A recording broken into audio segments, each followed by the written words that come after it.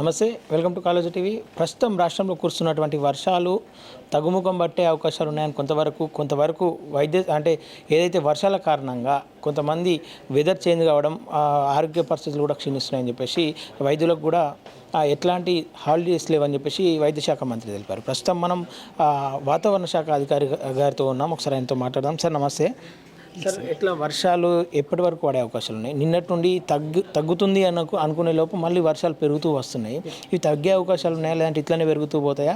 ఎలాంటి జాగ్రత్తలు తీసుకోవాలి ప్రజలు? ప్రస్తుతం కొనసాగుతున్న బంగాళాఖాతంలో కొనసాగుతున్నటువంటి వాయుగుండం నిన్న రాత్రి 12:30-2:30 ప్రాంతంలో ఇది తీరాన్ని దాకింది.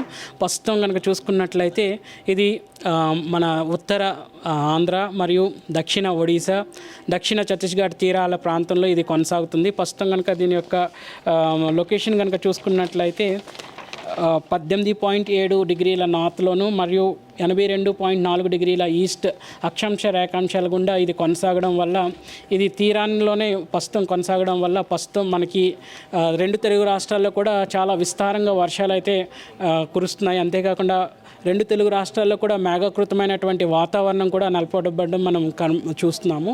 ఈ యొక్క వర్షాలని యొక్క ఇంటెన్సిటీని బేస్ చేసుకొని మనం కొన్ని రాష్ట్రాలకు, జిల్లాలకు ఈరోజు వార్నింగ్స్ అయితే ఇవ్వడం జరిగింది. పర్టికులర్గా తెలంగాణ రాష్ట్రంలో కనుక చూసుకున్నట్లయితే 8 జిల్లాలకు అత్యంత భారీ వర్ష సూచనలు అయితే ఇవ్వడం జరిగింది. అంతే వాయుగుండం ఏర్పడిందని చెప్పేసి అంటారు. దాని ప్రభావం ఇంకెన్ని రోజులు ఉండే అవకాశం? ప్రస్తుతం ఇది కనుక ఈ వాయుగుండ ప్రభావం అనేది రాష్ట్రం మీద కనుక చూసుకున్నట్లయితే రానున్న 24 గంటల్లో ఇది అత్యంత గుర్తింపబడినటువంటి అల్పపీడనంగా క్రమేపీ దీని యొక్క బలాన్ని కోల్పోయే అవకాశం కూడా ఉంది. సో దీని యొక్క దిశలో చేంజ్ అయ్యే దిశలో ఏమవుతుంది అంటే మనకి క్రమేపీ యొక్క రెయిన్ఫాల్ ఇంటెన్సిటీ కూడా తగ్గుముఖం పట్టే అవకాశం అయితే ఎక్కువ కనిపిస్తుంది. ఓకే, ఎన్ని రోజులకు అంటే ఇప్పుడు ఏదైతే ఏర్పడ్డది ఈ సుడిగుండం వల్ల ఎన్ని రోజులు దీని ప్రభావం ఉంటుంది? ప్రస్తుతం నిన్న మార్నింగ్ నుంచి ఇది వాయుగుండంగా మారింది. నిన్న నైట్ ఇది కాస్త తీరాన్ని తాకడం వల్ల దీని యొక్క ఇంటెన్సిటీ కూడా క్రమేపీ రానున్న 24 గంటలు కూడా అల్పపీడనంగా మళ్ళీ మారడం వల్ల మనకి ఈ రోజంతా కూడా తెలంగాణలో విస్తారంగా వర్షాలు అయితే కురిసే అవకాశాలు అయితే ఉన్నాయి.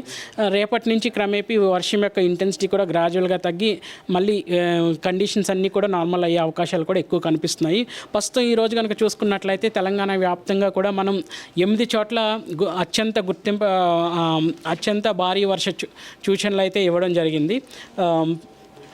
ఇక్కడ చూసుకున్నట్లయితే ఆదిలాబాద్, నిజామాబాద్, రాజన్న సిరిసిల్ల, కామారెడ్డి, సంగారెడ్డి, వికారాబాద్, యాదాద్రి భువనగిరి, మహబూబ్ నగర్, వికారాబాద్, ఈ యొక్క 8 జిల్లాలకు కూడా రెడ్ అలర్ట్ అయితే ఇవ్వడం జరిగింది. ప్రస్తుతం రాడార్ పిక్చర్ కూడా చూసుకున్నప్పటికీ కూడా మేఘాకృతమై ఈ యొక్క ఏరియా అంతా కూడా మేఘాకృతమై ఉంది. గ్రేటర్ హైదరాబాద్ కన్సర్న్లో కనుక చూసుకున్నట్లయితే ఈరోజు ఆరెంజ్ అలర్ట్ అయితే ఇవ్వడం జరిగింది.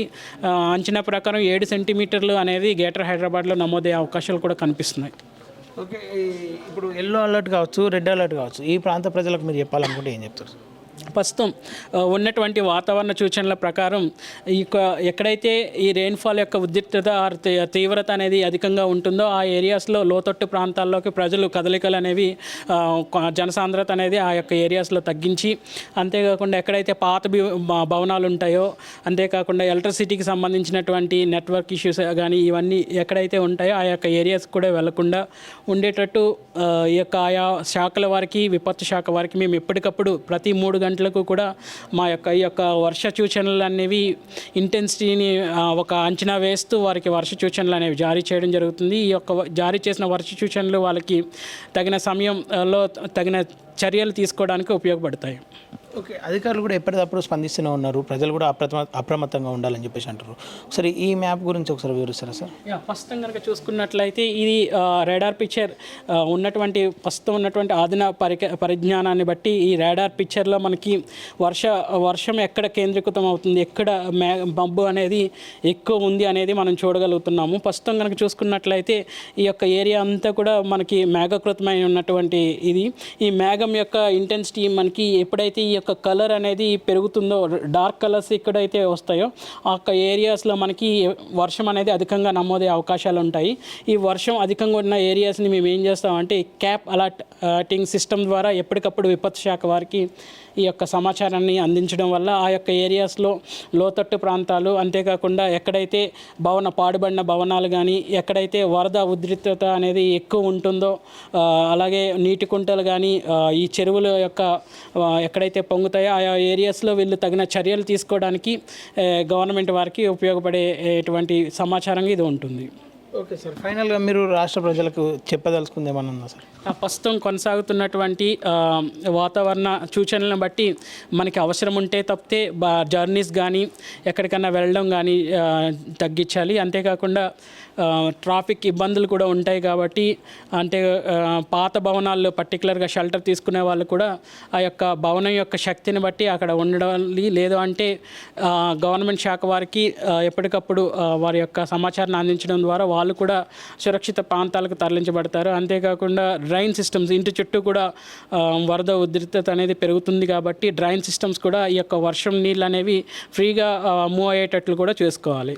ఓకే సార్, ఈ తరుణంలో పిడుగులు పడే అవకాశాలు ఏమైనా ఉన్నాయా? ప్రస్తుతం నెలకొల్పబడినటువంటి వాతావరణ పరిస్థితులను బట్టి తెలంగాణలో మనకి ఈదుడు గాలులు గంటకు 30 నుంచి 40 కిలోమీటర్ల వేగంతో గాలులు వీస్తూ ఉరుములు మెరుపులతో నెలకొల్పబడినటువంటి వాతావరణం కూడా మనకి చూడొచ్చు. Okay sir, thank you sir. Okay, చూస్తున్నారు కదా, ఏదైతే అధికారులు తెలుపుతున్నట్టు అటు ప్రభుత్వం కూడా ప్రజలను అప్రమత్తంగా ఎప్పటికప్పుడు వాళ్ళకు సమాచారం అందిస్తూనే ఉంది. వీలైతే ఏదైనా ఇంపార్టెంట్ వర్క్ ఉంటే తప్ప బయటకు రావద్దని చెప్పేసి అటు ప్రభుత్వం చెప్తుంది, ఇటు అధికారులు కూడా చెప్తున్నారు. అయితే రేపటి వరకు ఈ వర్షాలు తగ్గుముఖ పట్టే అవకాశం ఉందని చెప్పేసి వాతావరణ శాఖ అధికారులు చెప్తున్నారు. ఇది ఇక్కడ విశేషం. ఇవి వచ్చేసరికి ఇవి హై కంప్యూటింగ్ మోడల్స్ నుంచి వచ్చేటువంటి ప్రొడక్ట్స్ అండి. ఇవి పర్టికులర్గా ఇవి ఏం చేస్తాయంటే మనకి వర్షం అనేది ఎక్కడ నమోదవుతుంది, మొత్తం త్రూఅవుట్ ద వరల్డ్ గ్లోబ్ ఎక్కడి వరకు కేంద్రీకృతమై ఉన్నాయి, ఈ యొక్క తుఫాన్లు కానీ, అల్పపీడనాలు కానీ, వాయుగుండాలు కానీ ఎక్కడ ఎక్కువ ఉన్నాయి, ఈ యొక్క ఒక్కొక్క కదలిక అనేది ఈ యొక్క హై సూపర్ కంప్యూటింగ్ మోడల్స్ ద్వారా మనకి ఎప్పటికప్పుడు సమాచారం తెలియజేస్తాము. అంతేకాకుండా ఇది భారతదేశం యొక్క భారతఖండం, ఇది పర్టికులర్గా చూసుకుంటే నార్త్ ఇండియన్ ఓషన్, అంతేకాకుండా బంగాళాఖాతం, అరేబియా సముద్రంలో ఉన్నటువంటి ప్రస్తుతం కనుక చూసుకున్నట్లే ఆస్నా ఇది ఒకటి.